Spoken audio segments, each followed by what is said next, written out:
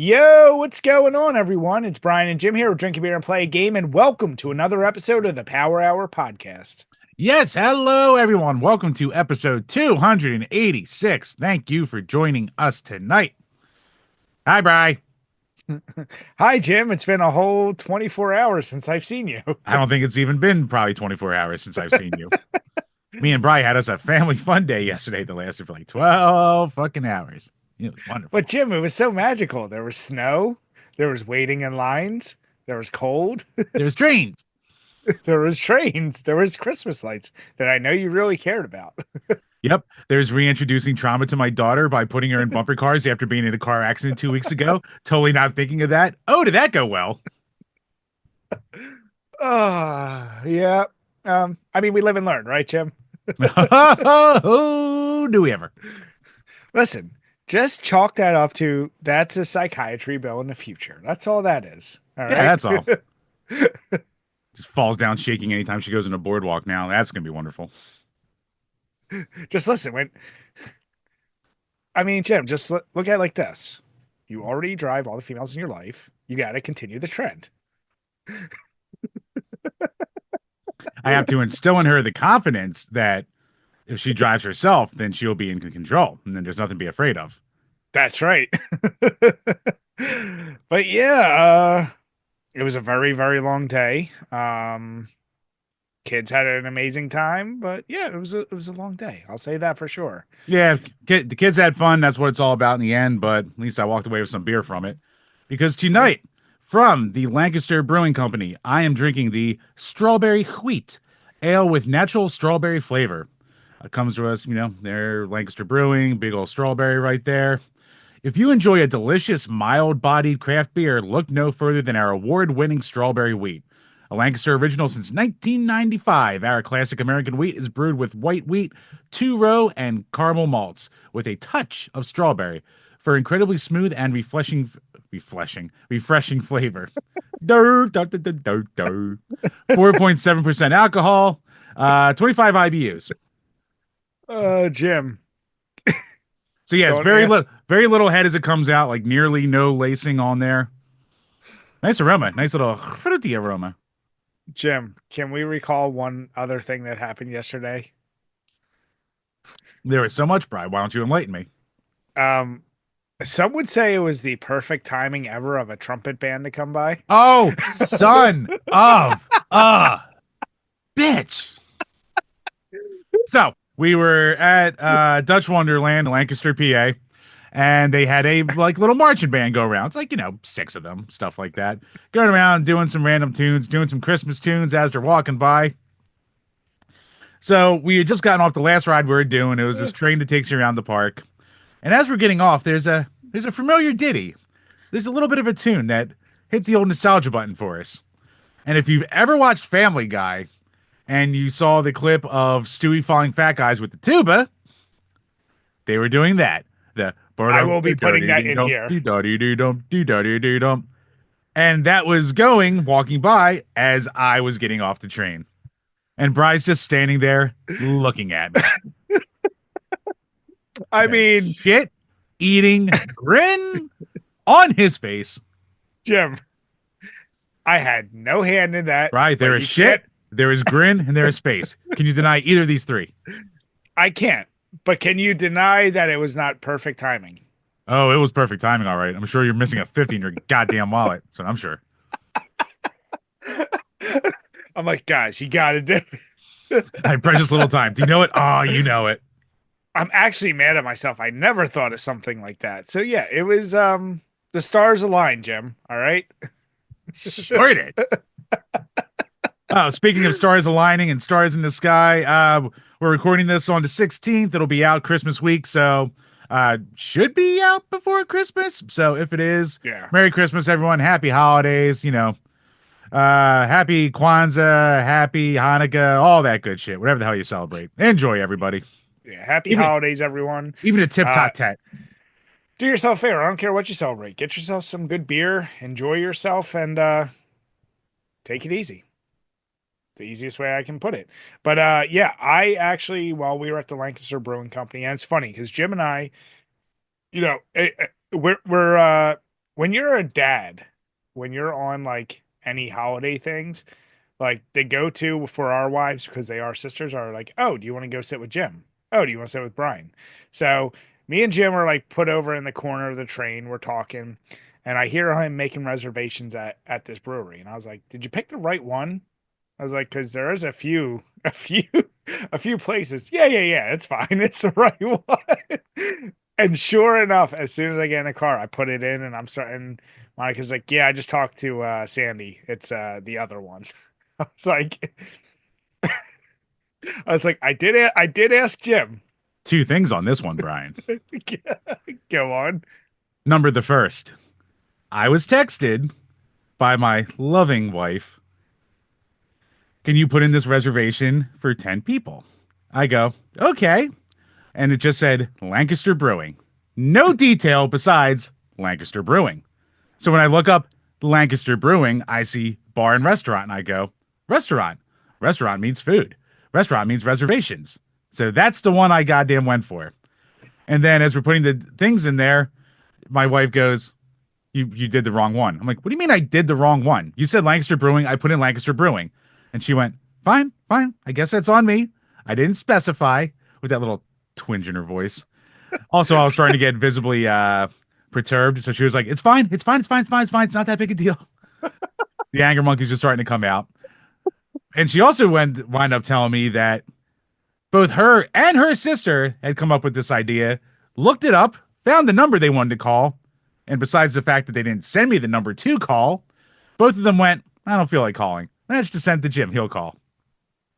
So it's 100% their godless whore fault. And in reality, because we met up with a buddy of mine there who went to the other one, he said the other one was kind of a dump. So we wound up going to the better one. So you're welcome. So, Jim, would you describe that you've been properly gaslit by your own wife? Many a time. One gaslighting She after another. would you say she set you up for failure and then when you reacted, she's like, "No, no, no, don't be mad." I mean, you tell me, Brian. You were there. You're there for the Listen, festivities. you know what? I will agree with you. And here's the deal. Why I'm not can't a. women ever put in the call on the phone? They can't. They can't. It's a Impossible to ask for them. no. Yeah, calling in fast food or delivery. Got to make reservations. No, they can't do that. Can't do that. I'm scared. But Chambers, here's what I will say. To your point, you know I'm not a complainer, and even if I was a complainer, that place that was good. Food was really good. So I think it was their bar room or like it's whenever breweries have the little offshoot. So it wasn't the main brewery, it was one of the offshoot ones. Food was great, beer was great. While I was there, I had the double chocolate milk stout, which is I've always said it one of my favorite chocolate stouts out there. But I noticed this big son of a bitch in their beer, uh their little like beer fridge area. It's Damn. their Underlord Chimera Belgian style Flanders Red Ale, 7.5%. Man, they like their writing. All right.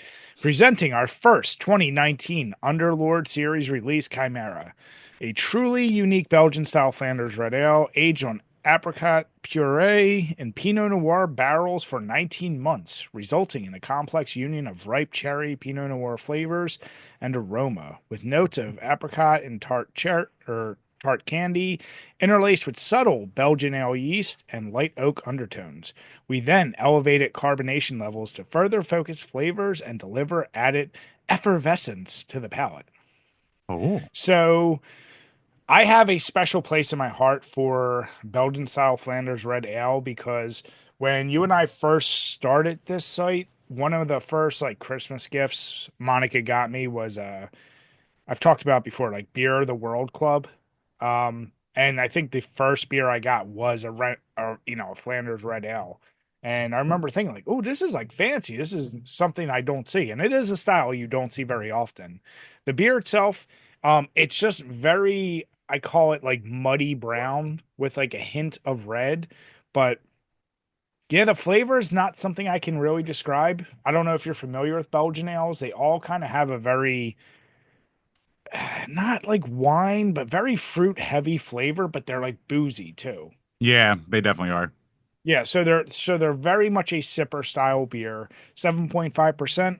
I don't know how this is gonna hit me, but so far it's pretty damn good. So So Bride Jim, doesn't even have a refreshing flavor like mine does. I would say it is very refreshing, Jim. Oh, okay. I was just wondering if I wound up with like the Asian can over here. It totally wasn't my fault. Damn it. But yeah, so you know what, Jim? Your mistakes led to a good meal, good service, good place. See, you put something in Daddy's hands, good things happen. It's science, Brian, cause and effect, Sometimes you need experiments. to be followed around by a tuba band, you know? Ah, not everything that glitters is gold, I guess. But Jabers, real question is, I know you've been busy with your band.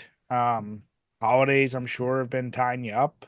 Have you been able to play any games this past week? So, the episode that should be coming out this week that we're recording, Hmm. I was talking about going back and finishing up Berserk Boy, which I did right after we recorded. I finished that off. Very good game. I'll obviously be saving my opinions for it. Bri, you still need to do your goddamn homework and play the game. But yeah, I'll get around to finishing recording it this week. But yeah, the holidays are kicking my ass with free time. And besides that, it's just been my quest on poop breaks with Bolitro, which yeah, I'm doing the antes in some of these, which are basically like, when you go through it again and you make it harder on yourself. I gotta say, Bolitro is definitely an easier game to get into in the early games in the lower antes than like say Slay the Spire, but like I'm on the second to last one, and there's only like maybe 8 to 10. I forget what the actual number is, so it's not a lot. But these last like two, this is kicking my ass. Oh my god, I can barely get anywhere in this without just like having to just restart because I'm like this isn't going anywhere. So yeah, definitely a good challenge there. Worthy of the accolades we'll be talking about in a couple minutes. You tell me. Little foreshadowing. um, yeah, so I've But yeah, that's been been it for me.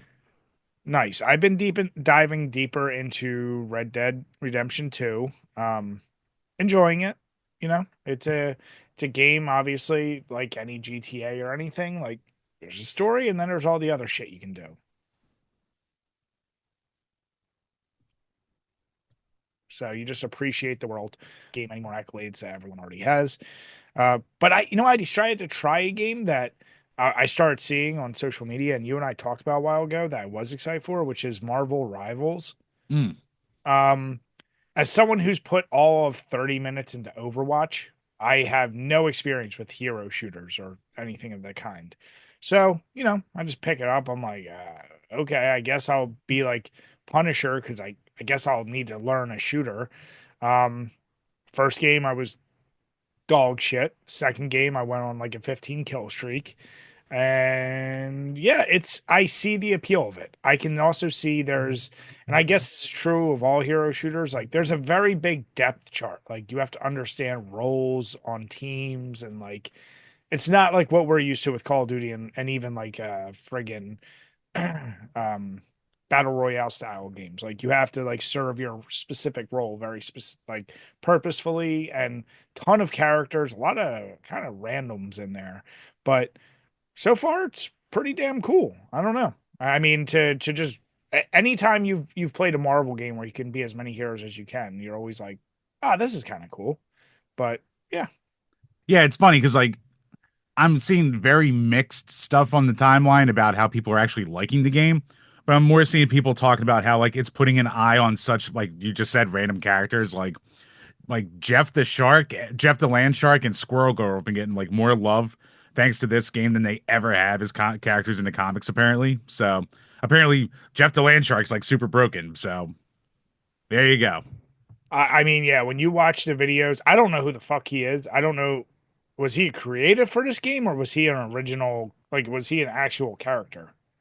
He's an actual character who I think was only introduced like somewhat recently. So all I know is I keep seeing the videos of like where he can, I guess his special ability is to pull everyone in towards him and like he would like jump off the side of a building, killing everyone instantly. So there's a lot of like meme worthiness with him. Um, like there's awesome little combo things. Like I'm sure you've seen like the thing where the Hulk can hold like Wolverine and throw him. Um, Oh, a yeah, fastball special. It's called yeah, a fastball special, Brian. damn it. He used to do it with Colossus. Yes, he did. Jim, you actually, what's funny? You introduced me to X-Men Legends, and I don't know what happened to your second game, but um, Ha! Harum! I wonder. did you ever play Marvel Ultimate Alliance? I feel like I've asked you about that a few times. Yeah, I played Ultimate Alliance. Not as much as I did X-Men Legends, even though, my time with Legends 2 was somewhat cut short for some random reason. Oh wow. Wasn't it, Brian? But yeah, I actually for the level 50 days I played Marvel Ultimate Alliance 3 as part of that. So yeah, I played them. Ooh. Uh, okay, so yeah, I remember And no, Ultimate you can't Alliance. bar it. That bridge has been burnt, Brian. I don't know what you're talking about. But the second one I remember, like, yeah, that I felt like was the first Marvel game where you could like combine powers and like just the idea of like the Iron Man shooting Cap's shield and it like, doing the shit. You're like, oh my God. So Yeah. yeah, I know that's old hat for a lot of folks, but I'm still very much into it. I respect it. I also recognize I don't think I'm gonna be able to put enough time into it to be super good at this game. But I'm Brian, get enjoying good, it. It's scrub. fine. Maybe I should. Maybe I'll be the top player. Maybe I'll piss you off with crazy kill streaks and you'll be like, God damn That's fine. I'll never get around to it. it. Jim, do it. It's free. Is it free on Xbox or PlayStation? I would think so. No, I'll have to look that up then. All right. Or just get an Xbox. Stop being a plebe. Well, Bri, I could do a lot of things, but the people out there can make it easier for me to get an Xbox by heading on over to patreon.com/drink a beer and play a game, where for as little as $2 a month, you can ask a question that will be answered on each and every single one of these Power Hour podcasts. First up, from Rizzle29, what happens first? Philly Sports Championship or the release of Silk Song? You son of a bitch. And Todd Howard sucks laughed at that. Bastards. Ooh, I'm gonna probably go with Silk Song, considering it should be out in the next year or so. Seems Um, like people have been saying that for many years now. yeah, I mean, as someone who is very late to the scene of enjoying Hollow Knight as of this year, and then I looked into Silk Song, see that there is obviously plenty of gameplay footage. I don't know what the holdup is. I'm not one of those people that's like dying for it, but it seems like it's ready. Whereas the Phillies, I don't know, Jim. You tell me. I'll tell you what they're not doing, Brian. They're not signing any of the big free agents right now when they desperately need, pieces. They need to fill out stuff. All their what do you call it? Trade deadline moves have not been too good these last two seasons. Supposed to be contenders here. But So if I was betting, I would say Silk Song. But then again, that is the beauty and ridiculousness of most Philly sports teams. When you don't really think we're going to have a chance, all of a sudden you're like, why are we doing so good? This doesn't make sense. When we're supposed to do amazing, we're like, we got this in a bag. Oh, we're doing terrible. So I've given up putting logic to all that as well. yeah, I'll give it a go, Birds. I'll say the Eagles will win a. They should win a championship. I mean, I if will it's going to call be a it right year, now. it should be this year if they're going to do it. But maybe it should have been two Here, years ago too. But look, I'm willing to bet a case of beer, Jim, that if they get to the Super Bowl, they will definitely win it. Now, the if part is the piece. I think for sure, if they're there, I would bet a case of beer they will win it. Bri, I have less Negadelphia, and I have a lot of that because I've been a Philly sports fan all my life than I do of Silk Song coming out anytime soon. So that's where I'll go. So all you Hollow Knight fans out there, you're welcome because Jimmy's always wrong. Next up from Todd Howard Uh, sucks. Are y'all old enough to remember when games went from no voice acting to full voice acting, and I remember it being jarring and not liking it. How about y'all?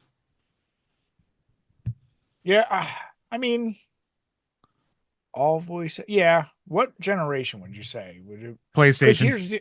Yeah, well, I was gonna say, like, do you count PC games before then, or if you're strictly talking consoles? I have to talk console because I wasn't a PC gamer. So Yeah.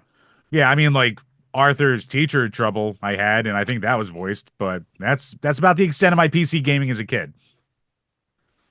Yeah, no, PlayStation for sure. And I mean, I said for many, many, many reasons, Resident Evil doing the thing that changed me, but just not only the cinematic movie in the beginning, which I was like, this is awesome, but just, yeah, the voice acting, which was terrible, but still, it was there. And I was not used to that in games, really. So, damn, I'm really trying to think. Was there any Super NES or Genesis games that really had any voice acting? I mean, a couple would have voice clips here and there, but like not full on voice acting. Couldn't fit it. Yeah, no, PlayStation it is. Certainly wasn't on no goddamn N64 for that sound card. Hey, that game had talking, depending on the game. Some people did some magic. How Capcom fit Resident Evil 2 on there. Wizardry, you tell me. did it sound? Sounded great. I think we got different definitions of great, Jim. Sounded great, Brian. And yeah, I mean, I don't remember ever being jarred by it. I think I was still so like wowed by it that like I was never put off, even with the bad voice acting. It was still like it's so cool to get voice acting that like I just overlook any of the problems with it. Hmm, interesting. All right. Yeah. No, I like that question now. Yep. Next up from Burn Retinas. What is a Christmas gift that you've given that you're the most proud of? And are gag gifts a thing that you have ever done? So gag gifts, I don't really do gag gifts, but me and my brother now for the past probably 10 years, we purposefully make like the ability to open your gift almost impossible. Um, like it started with like, you wrap it in duct tape and zip ties and all kinds of shit like that. And we basically have an agreement. Like what we're gonna get each other is like a gift card and a really nice bottle of like bourbon or whiskey. Like that's kind of our go-to. But the fun isn't in the gift at all. It's strictly in like what you come up with. Like the one year I created a box, filled it with mouse traps, and made them have to reach in there and get it. So that's as close to a gag gift as I can say. And that is a really fun tradition. I say I really, really enjoy that. But as far as like a gift I'm really proud of, I don't know. I put a lot of thought into a lot of different gifts. So I can't think of like one in particular where I'm like, oh yeah, that was it. Like probably more sentimental shit I've done for my parents over the years or, you know, built something. Um, that was more strictly sentimental, nothing to do with the value of it. I'll stick with something cheesy like that. Yeah, I mean, same here, but it was like I think I was always an okay Christmas giver for a little while, but like I was better at anniversaries and birthdays for a little bit. Now I am dog shit at all of them, and I dread giving gifts. I actually was trying to beg my wife a couple weeks ago, can we please be that couple that doesn't give each other gifts? Because you know whatever I give you is not going to be good, and you're going to be mad at me. So why don't we not go through all that and just save the money? It's fine. So It didn't Jim, work. then it sounds like you should just give gag gifts. I should. I probably should just move over to that. She'd probably get way more enjoyment from that than anything I Yeah. tried to give her Just that would be, considered a real gift. So fuck it. yeah, I can see where gift giving can be stressful for people in general. Awful. Hate it. Like I said, I think you need something like what me and my brother do, which is like, yeah, the fun isn't the gift is whatever. It's a gift card. It's a bottle of whiskey or bourbon. Like it's something easy. It's doing the goofy thing with it, you know? Yeah, here's some booze. Like, go enjoy, whatever. Yeah. Yeah. Keep it simple, stupid. Come on. Open stuff, and it's just like, oh, she put so much thought in all this stuff, and it's all cute and crap. And I'm just like, here's a clock. I know you like to look at the time.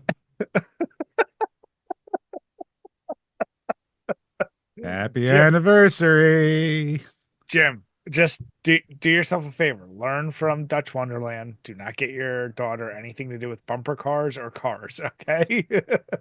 Don't get her like the Hot Wheel collision set. Don't do that. Lesson learned. See, we're changing lives. Ah, life.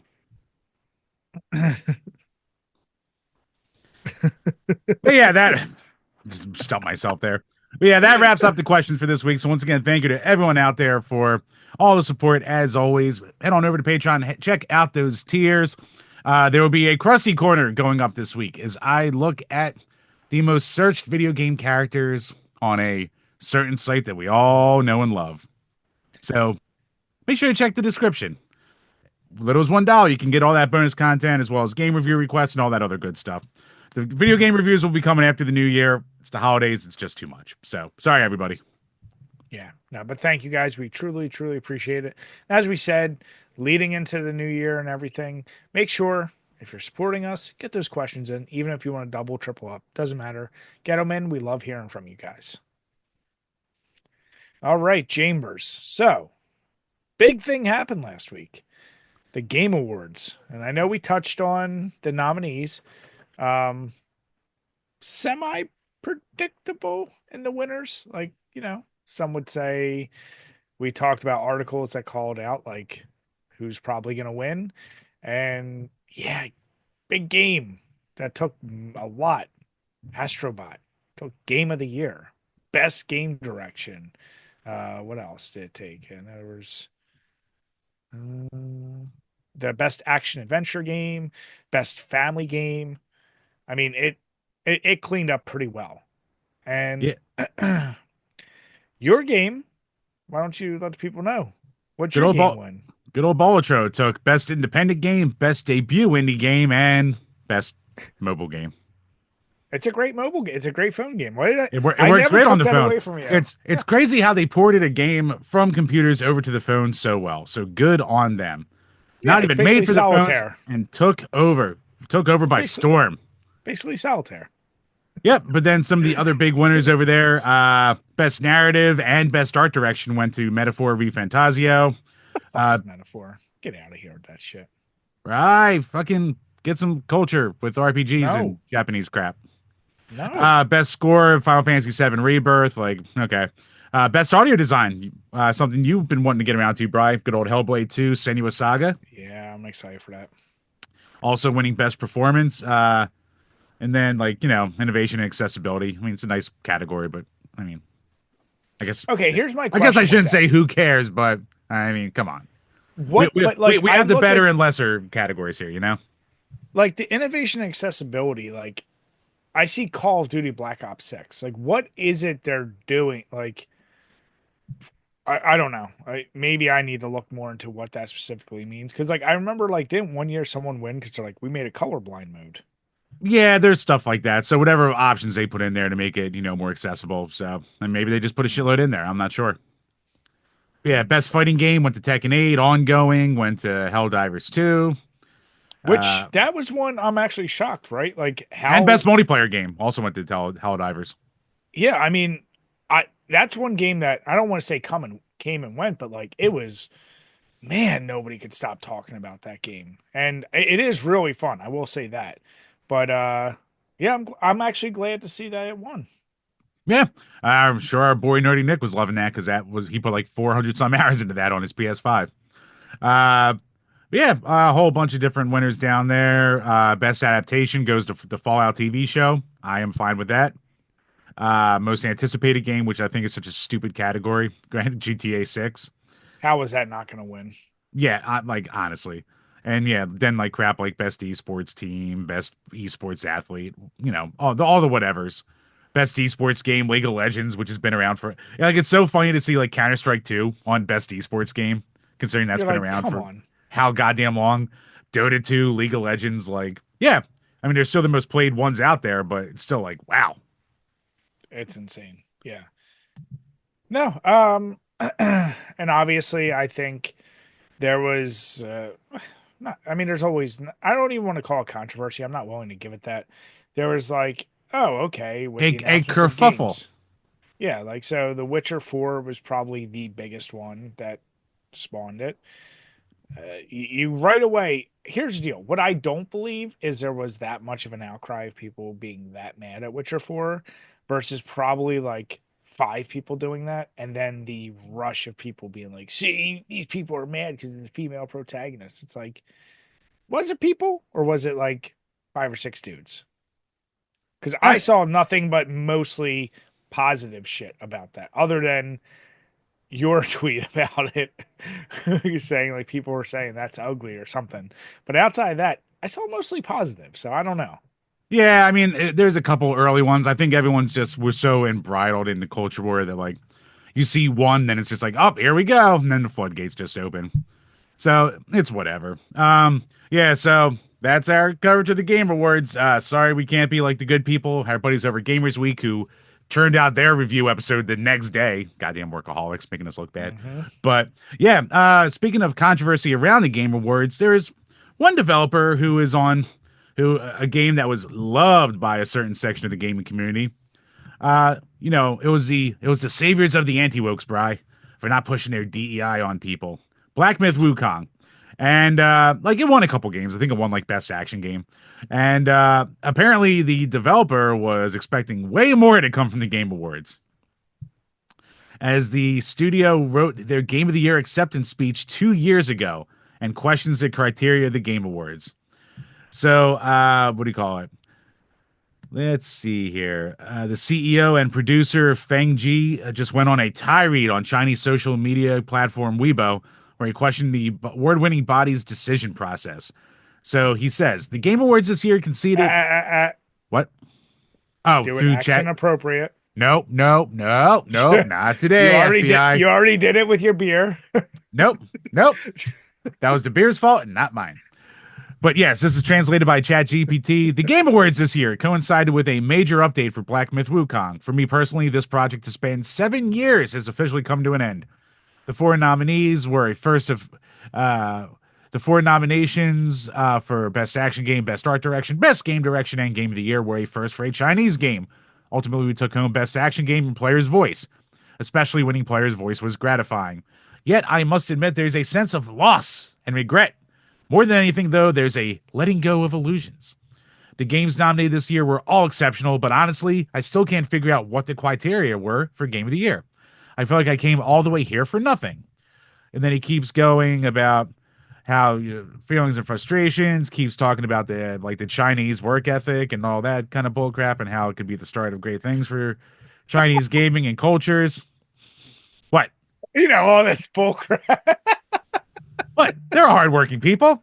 I'm just saying, this little bitch Oh, fest of his, just more bitching. So yeah, he just went on to whine and cry for a long, long time. Following up with saying, the road is long, the winds are fierce, and the demon is still arrogant, but we are always growing stronger. So yeah, rawr. that was a long little tirade there by him, basically saying, "Well, my game should have won," which I don't really hate that attitude because if you put this much effort into a game and you're nominated for Game of the Year, you're going to think that your game should be the winner. Yeah. So it's like, I don't hate that. No. Maybe making such a long winded bitch fest is like, okay, dude. And then writing your award speech for 2 years, it's like, that's where I don't feel bad for you now. It's like, what are you doing here? Like, one, we all know the Yeah, Game but Awards are just goofy in general anyway. that's the only part of all this. I'm like, it's the Game Awards, right? Like, I mean, maybe you and I don't see it. Like, maybe in the industry, these developers really do care about Game Awards. I think it would be crazy. Like, it's not like the other awards where, like, if you're a studio that has a multi-year Game of the Year award winner, it probably doesn't translate to automatically you're going to sell more games. So like it's not like an Oscar winner who can now request more money when they go into a film or like, shit like that. Um Well, but but I don't know because it is really the only gaming award show out there. no, So, it is, but I still say like does it matter? Do most gamers ever care or even know who wins these things? I don't know. It seems like it becomes more of a talking point year after year. So, while we all kind of think it's silly and dumb, Eh, it's still kind of a thing to go like, yeah, but this game still should have won. There's always going to be that little part in the back of your head, I think. sure. Yeah. And here's the deal. Maybe this guy has the same feeling as that article where it's like, is Astrobot too simple of a game that it should have won? Whereas these people that probably put much, arguably more time into a story, into a lore, into all these other aspects, I don't know. It would be equivalent to a Tarantino film losing to a Marvel film, right? It would be like one was really fun, and yes, way more people enjoyed it, but there was probably more depth to this one. You tell me. Maybe make a better game. Hey, baby. Maybe then you would have won. But yeah, writing your speech 2 years ago, is that just radical self belief or is it arrogance? I don't know. Probably a little of both. I mean, to be the head of any company, you have to have some of that shit. So, Yeah. yeah, I mean, it's not a shock, but still, like, maybe don't admit to that, even if you do it. Would you say this was easily though one of the most predictable game of the year awards in recent memory? Probably. Yeah. Other than when there's like a new Zelda game, like I'm kind of like, yeah, I think we all know who's winning this one, like hand Yeah, over like foot. last year, like Zelda losing to Baldur's Gate. It's like, that was kind of a surprise. But like, that was like a thing where it's like, damn, either one of those could have really had a shot. This year, it's like, yeah, what else would have really, really been like the front runner besides Yeah. Astrobot? Oh, got to give a quick shout out to friend of the show too, Celia Schilling, up on stage Killed presenting, it. fucking wrecking it up there with representing Yacht Club Games. So congrats to her. That's fucking Oh awesome. yeah. Can't wait to have you back on and yeah, no, great job, Celia. You did awesome. Yep. So yeah, I mean it's a goofy, silly event. I did not watch in real time. I just caught the clips afterwards. I'm super stoked for a new Onimusha game. Like it's funny that Hmm. Brian last week you were talking about that series and what happened to it. Well, it's back. Some would say I willed it into Nope. existence. No. So I've heard I tell. I've I heard tell. I would say no I one would say that, Brian. Are you sure though? And anyone who Can you does, be I will block from the page. can you be 1,000% sure is all I'm asking, Jim. I Or is can there a possibility? I can You be tell sure of me. things, Brian. I'm just saying you tell me, Jim. I will. And it was no. Go Son fuck of a yourself, and I hate bitch. you. You goddamn tuba song. Jim, what do you hate more, me or this goddamn lawsuit between Alyssa Mercante and Smash JT? Oh, this Bri. How can I hate a story that will give me so much content in the coming months? Bri, this will be the gift that keeps on giving for us, okay? But yes, the long awaited, long criticized, wondered about, will this happen? Will it not? Well, I was about to say happened. It happened.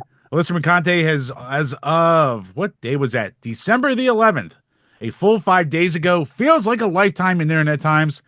She has put together public record, the United States District Court in Eastern District of New York, Alyssa Mercante, the plaintiff, against Jeff Tarzia, the defendant, in a 54-page document that was submitted, laying out the background of her case, laying out info about Gamergate, laying, what she's going after, why she's going after it, what Jeff has done over this time. And yeah, Bri, did you read through this document? I read through not all of it, but I still read the appropriate amount for someone like me. What I found funny is watching Smash JT's response, and he didn't even read through all of it. And this is the thing that he's getting sued with. Um, yeah, it's what's fascinating to me. In Oh, the this is, by the world, way, after months of people like Smash, Grums, 8-Bit Eric going, how's that lawsuit going, Alyssa? Hey, Alyssa, where's that lawsuit? Anytime she tweeted, oh, really, this? Oh, well, what about that lawsuit you said you've been working on, huh, guys? And then all of a sudden he's like, oh, fuck, lawsuit. Ah, I can't afford this. Ah. and I'm not trying to dive into because we have things we're tying into this also like follow-ups. The thing that really surprised me is when you're going for a lawsuit, there is a lot of just quotation and expectations that when you file a lawsuit, like they're oversimplifying what everyone knows, like using the term like alt right, like this and like terms like that where I'm like, no, you actually have to be a little more descriptive, specifically what you mean by these things. And they use a lot of internet speak in there, which was a little bit surprising to me because that's not how court cases work. Um, as someone who has to, I'll just say for one reason or another, I've been dealing with a lot of lawyers, and you got to be super specific. And while I see the case she's trying to make, I'm also kind of like, eh, it's probably easily defendable. But I think what becomes more interesting is things that have occurred since the lawsuit came out. Well, Brian, before we blow our load on that. So, Go on. first, so I read through, so like you, I deal with a lot of legal documents a lot. Neither you nor I or lawyers are trained in the law, but Nope. when you read enough of these documents, you start to pick up on things and what to look out for. So, I read through all 54 pages and I have some notes here, Brian. So, page 7, item 28, the one of the first big ones that everyone's talking about from this fucking document. Yeah, she just flat out puts his whole address out there. Uh, she hid her address in the time before, and she just laid that out for the whole world to see. Yeah, that's uh Where the defenders of her are going, well, it's a public document. You would have been able to see it anyway. But it's like, yeah, but she didn't put her address in there. That seems like kind of a vindictive move right there, done on purpose, you got to say. mhm. Now, I know that she's been doxxed already on places like Kiwi Farms, but unless, Smash retweeted it or reposted it anywhere and stuff like that, which he could have, he might not have. I've never seen it, but I don't follow every single thing he does. Yeah, if he's never done that, it's pretty shitty right there. That's some foul play in my book. Uh, Page 8, item 33. She mentions that since he started to take off, he has made an excess of $75,000 in his commercial enterprise, largely built off of and dedicated to the disparaging, harassing, intimidating, and stalking of one Alyssa Mercante. So, his income has exceeded 75 grand in calendar year 2024 alone, and at least 75,000 that is directly based upon the factually false statements made by Tarzia about Alyssa, which so she is seeking, and Tarzia is indicted, and the harms because of the mob he is incited and related harassment far exceeds 75,000 in damages. So they never give a number that they're going after, but this is the only number they're throwing around so far. Mhm. Which, if he made 75 grand off YouTube, which he very well might have, he blew up this past year. Uh, like I'm not sitting here trying to defend fucking Smash 18 any of this shit, but he got way bigger off of talking about Sweet Baby Inc. and being the Sweet Baby Inc. guy than he did off Alyssa. Alyssa was just kind of collateral damage, basically. But like his money pot was fucking Sweet Baby. Yeah, well, and that's my curiosity. Like I would have loved to, so that's the thing, right? They threw this out here. Now they're going to have to substantiate, well, we're basing that on, okay, he's made 40 videos on Alyssa. They have amassed this many views. We're assuming his pay is this. So he will have to then disclose that pay. But like, I'd be shocked if their real assumption is he's made at least 75K just on that, then yeah. I don't know. I'm torn. Yep. All right. So page 10, item 43. Mercante is also active on social media where she is not a demure, wilting flower. She is a bold, brassy, and opinionated. This was under the facts section, and to me, all I could think of was fucking Dwight Schrute. Fact. Just Bears. Fact. I mean, like, come on, man. Why are you putting this under facts? I well, and that's Like, my one, you don't need this statement at all, I don't think, or you could have worded it way more. that feels like something she wanted in there. And if I was a lawyer, I'd be like, you just no. You don't put that in like Yeah, let's stick to the facts. Like, you don't need to hype yourself up in something like this.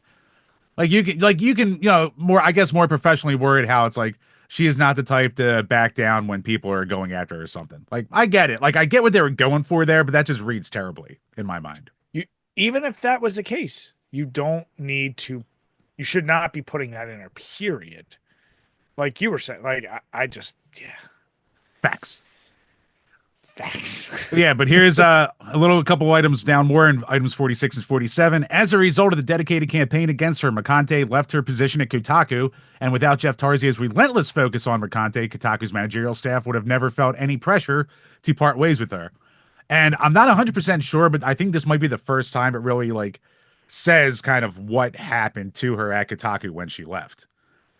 Because I think So before on social medias, it had always been kind of more of a, like, just my time's up, or like, again, I don't follow every single tweet of hers, so she could have addressed it for all I know. But I don't, I think if it said that there is news of her being pressured out, that would have been a bigger thing being passed around by both sides of the argument. let me ask you this. Okay. And I know you still have notes, but let me jump around a little bit. Yes.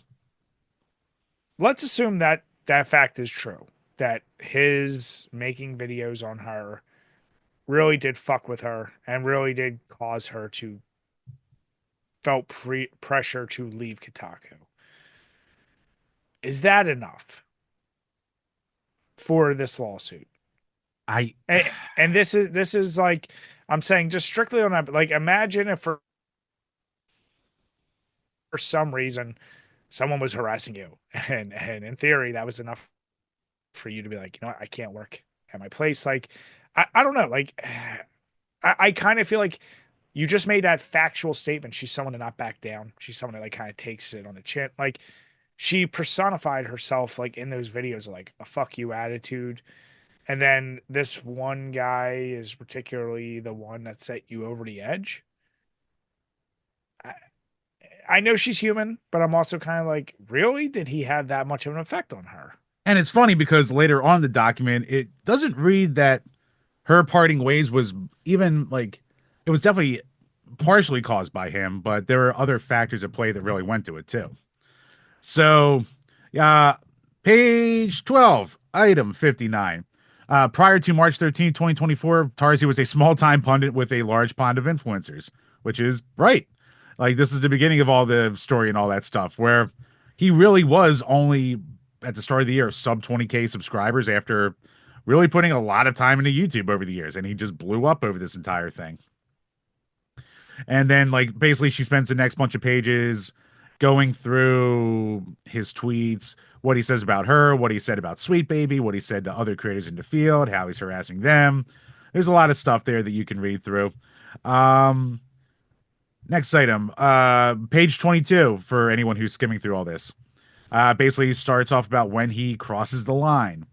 And he, on March 30th, Jeff Tarzia posted horrification. What's that?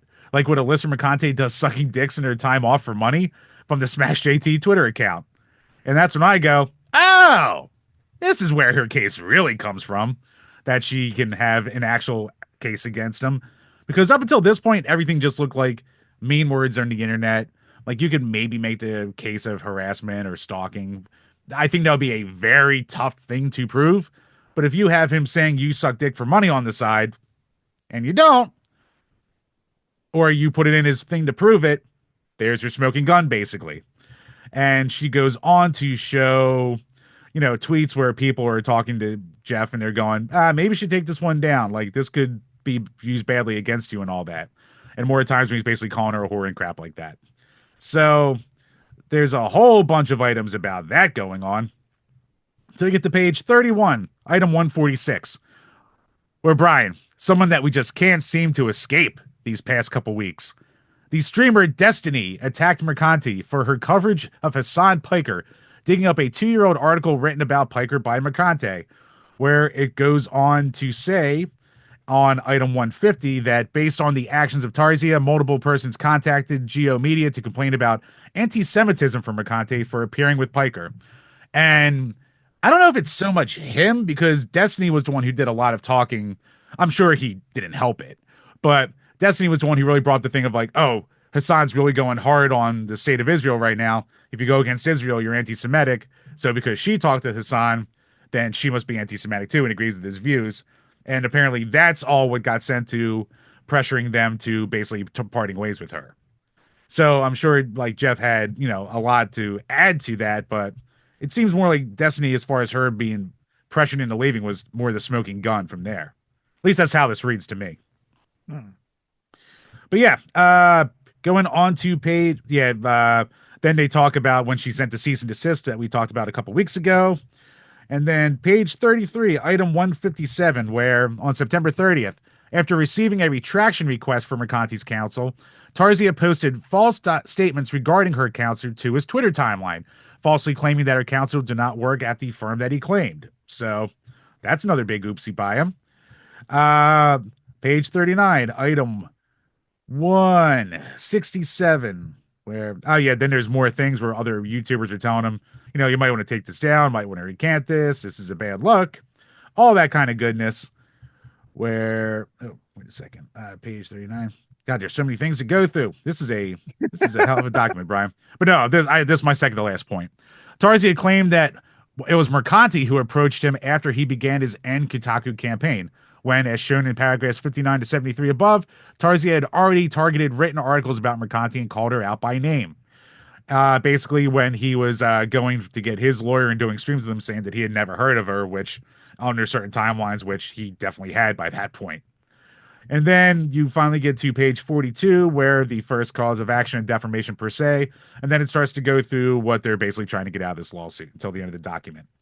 So yeah, uh, there's other things in here that like I think she could have thrown in there to help her case, like weird shit, like when that I mentioned it before, that like really psycho looking small YouTuber made like that virtual assassination of Alyssa Mercante video, and like Smash JT reposted it with his Zen Kotaku bullshit.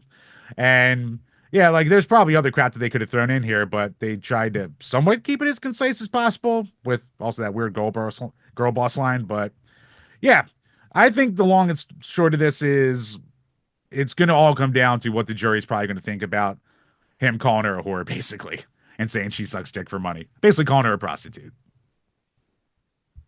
But doesn't this lead to one of the things you could argue she's recently done that doesn't look great, where what he keeps referencing is her tweets stating such, whether Well, in jest or not. And she said, "Didn't I'm only going based on now whether she actually tweeted it is up no, for she debate." tweeted it when they're like, "How did you even get in the industry?" And she said, "I sucked a lot of dick," which she could easily argue is a joke tweet, but that's a smoking gun that he could use.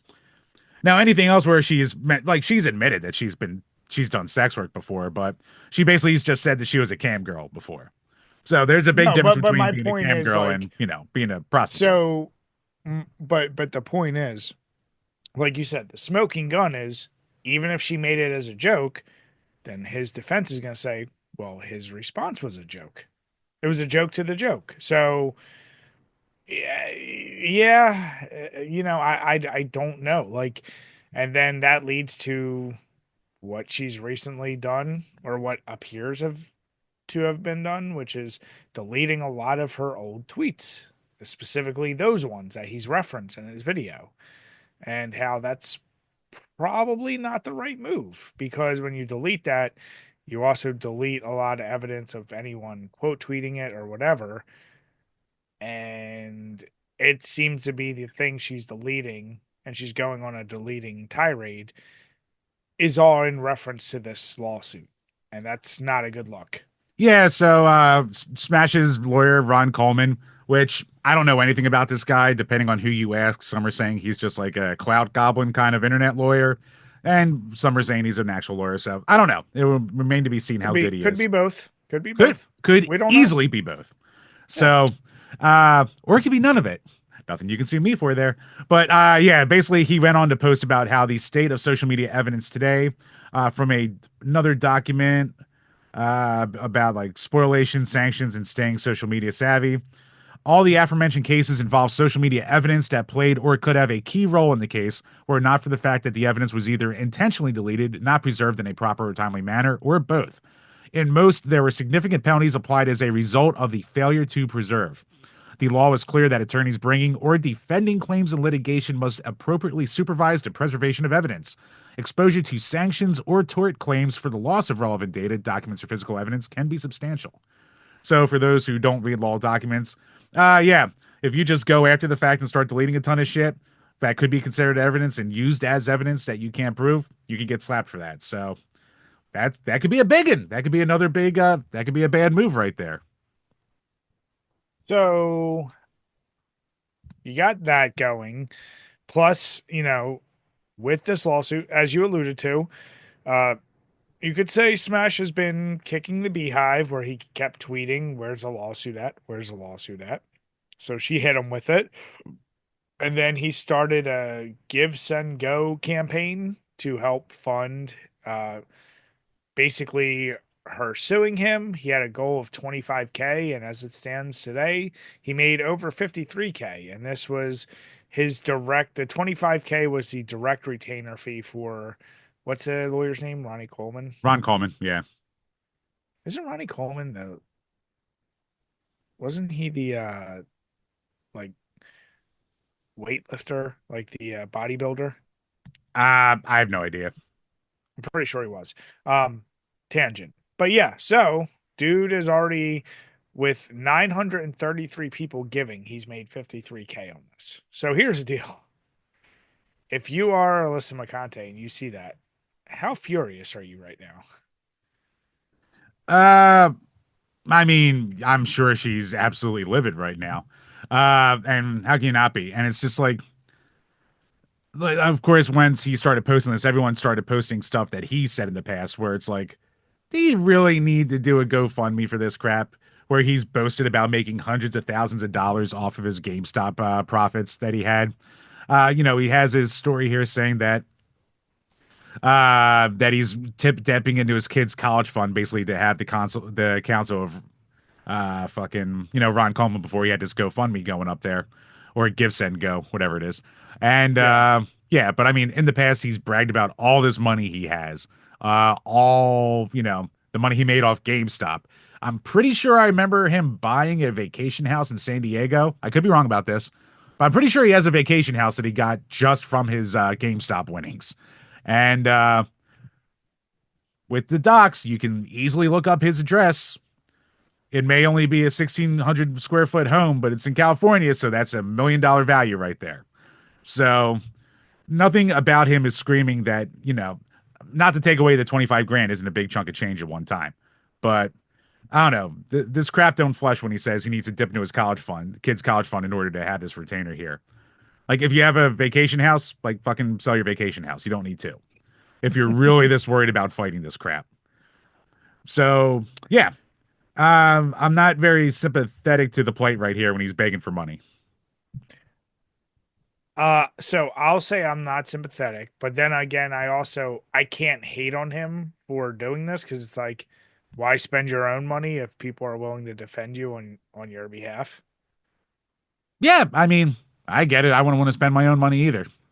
Yeah, I mean but like you said, could you imagine being her right now? Because like you said, okay, all we can do is speculate. And at the bottom it says like the prayer for relief, like specifically it as the damage is outlined above. It seems like their number's about 75K, right? So if his lawyer's defense fee is 25K, depending on what her Just a lawyer's, retainer. That's just a start. yeah, that's true. Depending on, I don't know if her lawyer's pro bono or what's going on with her side. Um, we know this shit ain't cheap. So I don't know. Like, do you think if it's 75K, was she basically trying to be like, this is what I could have made at Kotaku, but because of what you did, I had to leave? Like, I don't know. Like, that's what, like, how do you even file damages for something that's very, it's not like a clear cut case like a workman's comp, right? Where you're like, hey, I got hurt. I'll be out this many days. I calculate this. Boom. This is like potentially because of that, you earn money on it. I don't know. It's very, very odd. I wouldn't be shocked if she just like went over to Social Blade and tried to like get an estimate from there. Because From they'll give there. you estimates. Yeah, they'll give you Yeah. ranges and estimates and all that crap. So it could have just been that. All right. Regardless of how you feel about either of these people, what is the probably, I'm going to use the term more damaging outcome? If he wins or she wins? Um, Honestly, probably if she wins, because that can put a real precedent on the amount of shit talking and what you can get away with shit talking on the internet.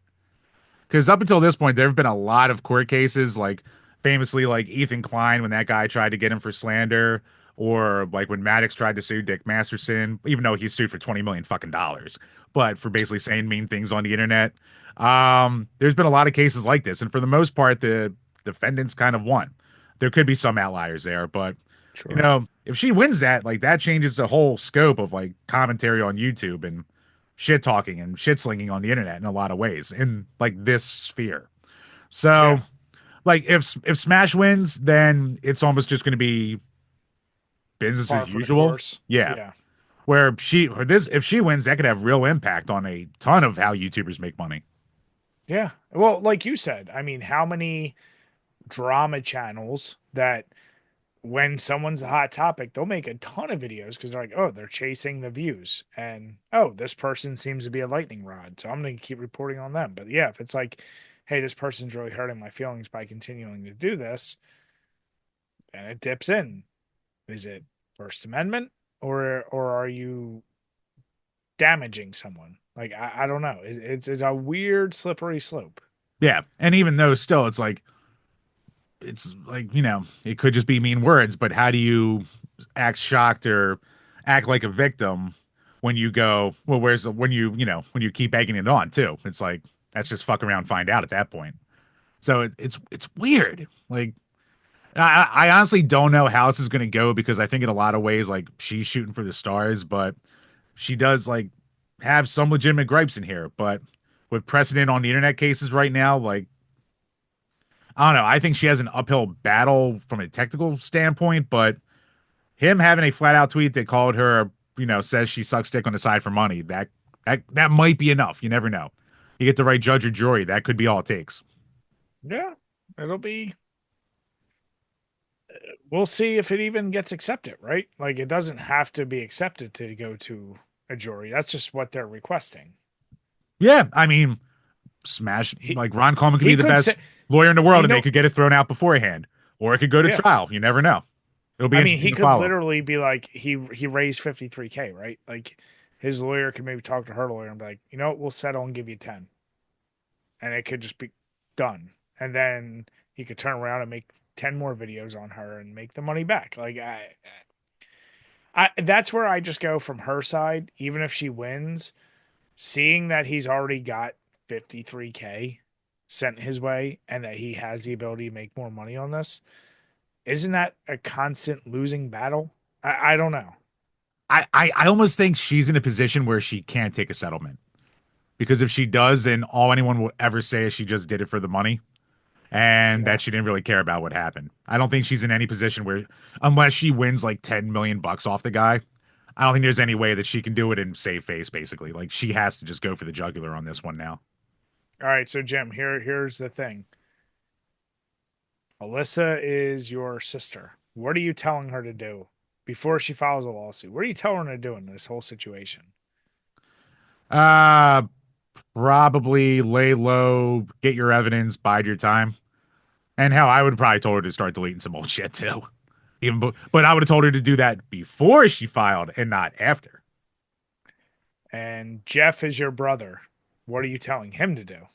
I'm telling him to shut the fuck up and just move on to just talk about Sweet Baby. Just go back to Sweet Baby and talk about that.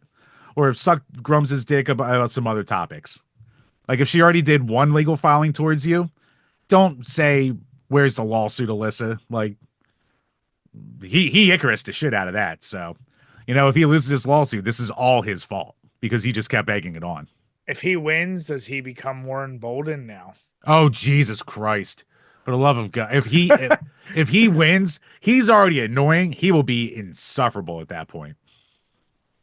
If he wins, do you foresee her like dropping an ex account, like deleting her ex account, like kind of doing the I'm gonna remove myself from social media escape, or what do you think the outcome becomes? I don't know because she's trying to just do the whole Twitch thing. So Twitch and OnlyFans. So because she's not at a publication right now, so she needs all the social media attention she can get Yeah. too. If he loses, do you think he continues down this send me money because now it's dipped into my kids my Oh kids. yeah, he immediately started to bring up my kids' college fund, oh my poor kids thing. If he did that right off the bat, he'll just keep doing that. He'll keep crying for money. So what's worse, if he wins or if he loses? From that standpoint, because now he's going to be the victim if he loses.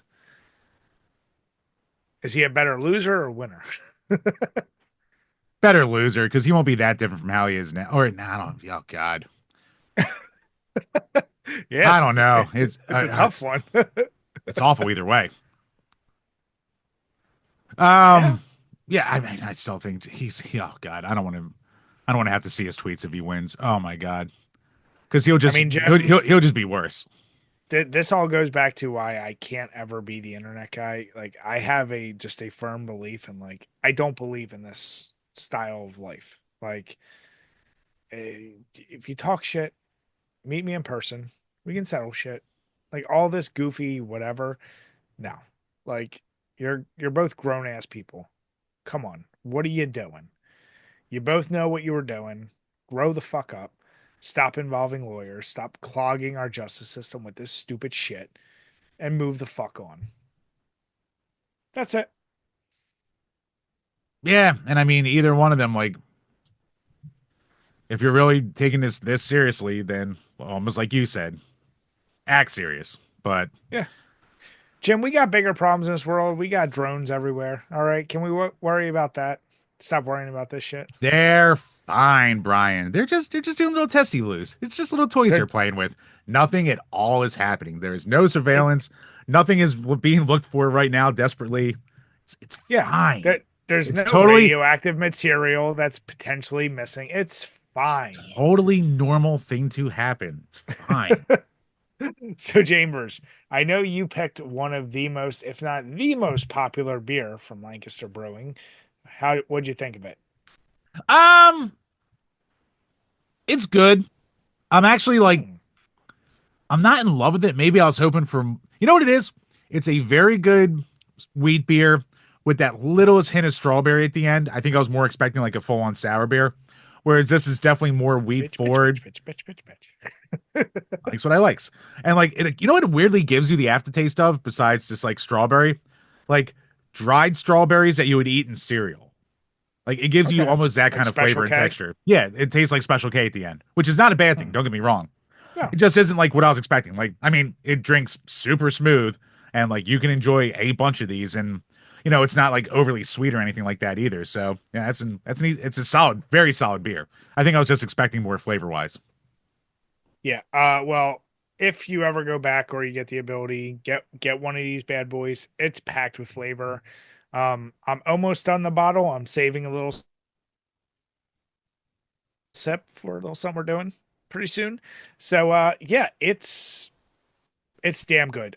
These beers though, of all beer flavors, this is the least beery thing you can have. Like it reminds you of a wine or something, just a little bit more, like a little bit more depth, not quite as much carbonation. It's a great sipper, and it is really good for wintertime. So if you can try it, or just try the style, the Belgian style Flanders Red Ale. So with that, guys, we want to say thank you all so much for listening, for watching. If you are watching on YouTube, please make sure leave a comment, leave a like, hit the notification bell, and of course hit subscribe. And I am happy to say, you know what? I don't want to jinx it. I'll just say it seems like transfers occurred appropriately as we're switching platforms for our podcast on audio. So you may be catching this a little bit later, but I'm trying to completely finish the process. There's a few more steps, but we're really close. So if you are listening on iTunes, Spotify, anywhere else, please make sure hit subscribe, leave Soon to us a be 5-star Podbean. rating. Links will be coming soon. Mm-hmm. With that, we want to say have a good night, everyone, and cheers. Cheers, everybody.